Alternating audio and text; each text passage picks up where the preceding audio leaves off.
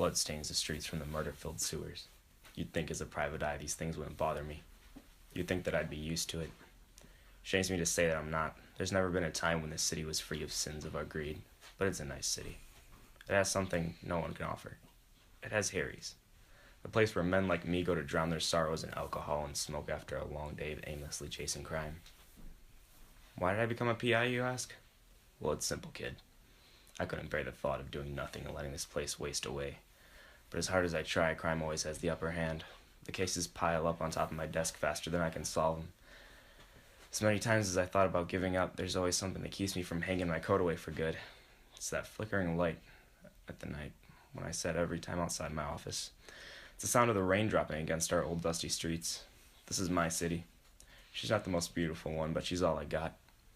She's been here for me since birth, and I will be here for her until my beating heart gives out. As long as crime walks this city, I'll be there to stop it.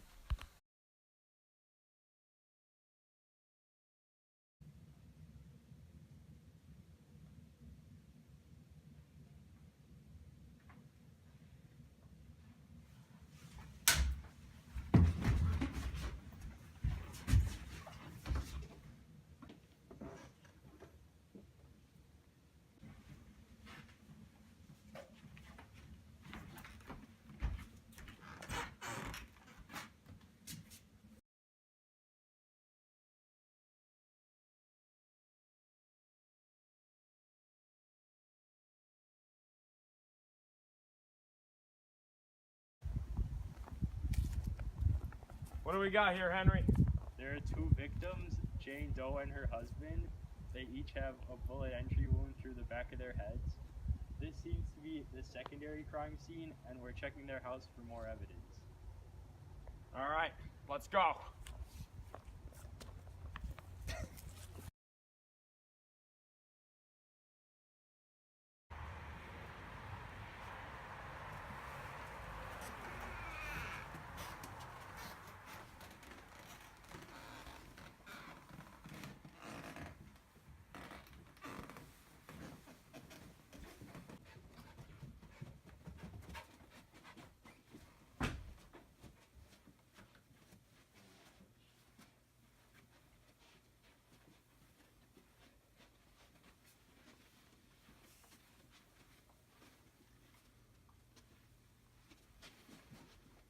All clear downstairs.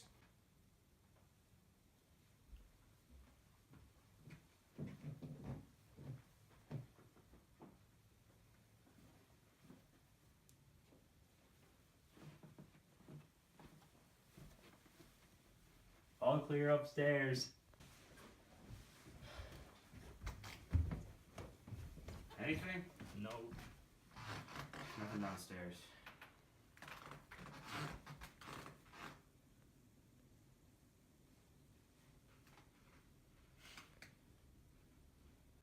So they must have died over here. That's possible, but judging by the passive blood splatter, I'd say the finger was already cut off when they were dead. Good observation. People don't usually sit still when they're getting their finger cut off.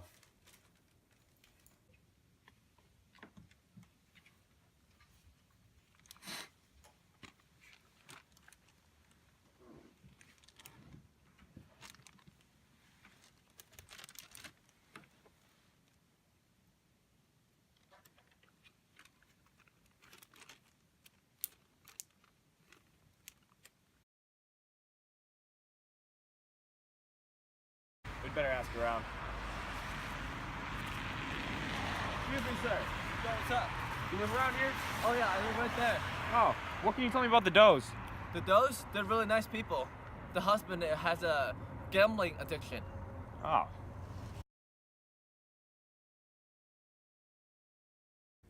So what do we know about possible suspects? Well, the husband had a gambling addiction, so it could be related to that.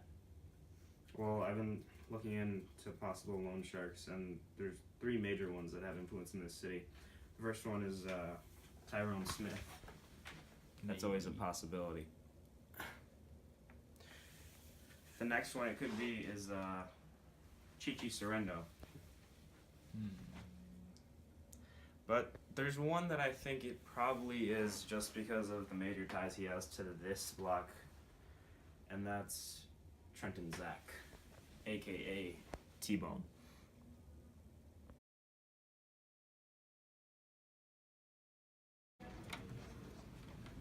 Hey Doc, how's it going?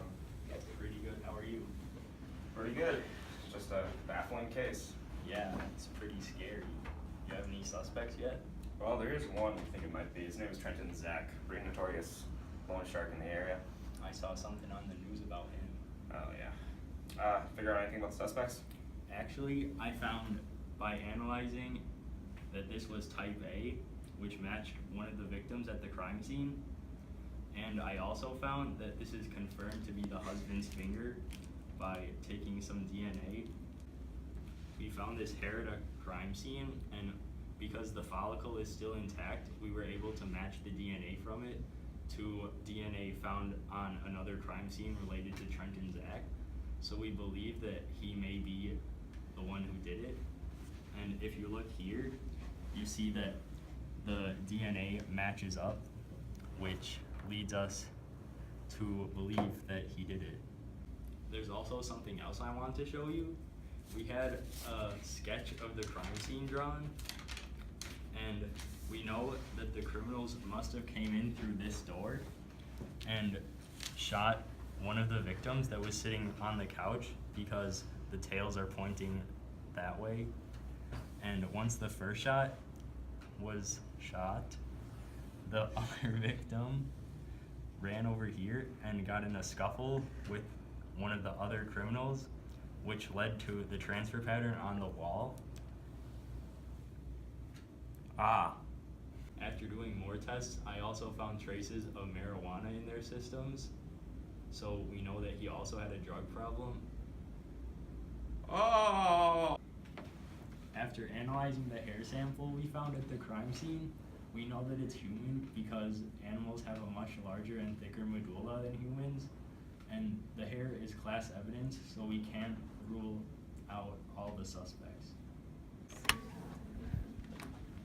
So we have our suspect, Trenton Zach. What do we know about him? We know that he's a loaner shark. We know that he likes big bucks. Now, since we know the husband, John Doe, had money problems, it's safe to assume that he had a gambling problem and that he couldn't pay back the debt. Drugs. He probably also had a drug problem, that's very likely, but let's stick with what we know for now, officer. So, how are we gonna catch this scumbag? We played a game, Officer Jones. How? We gamble. If we get into the game, and we pretend we're just an average Joe, or at least one of us do, we can probably get him to come out and try to offer one of us a loan. And once we can't pay that off, he'll probably try to come after us, and that's when we get our evidence. But as long as we can confirm that it's him, we can probably place him under arrest. Good idea. Do you need any protection? Well, what I'm gonna have you do is I'm gonna have you stay in the back and just be undercover. And as soon as we can confirm that it's him, you'll come in for the kill. Nice.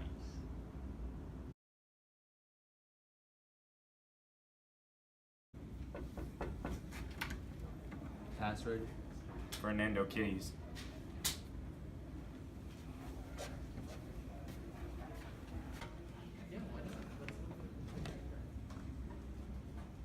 So, T-Bone, is it? Yeah? Why? Been running kind of low on funds lately. Think you'd help me out? Yeah, I can help you. Why? Because, Because why? Hands up, scumbag!